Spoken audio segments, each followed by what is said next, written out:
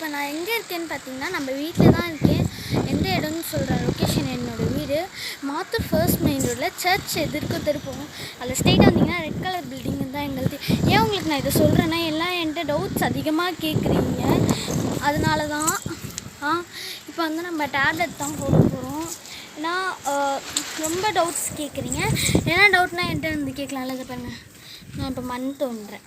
Wait வெளியே மண் தோண்டிக்கோங்க. தோண்டிட்டு உள்ளே வச்சுட்டு ஒரு மாத்திரை வச்சுட்டு அடுத்து இப்போ விதை போட்டிருக்கோம்ல அதுக்கு ஒன்று பாருங்க மாத்திரை. இது வந்து கத்திரிக்காய், எல்லாத்துக்கும் ஒன்று போட்டாலே போதும்.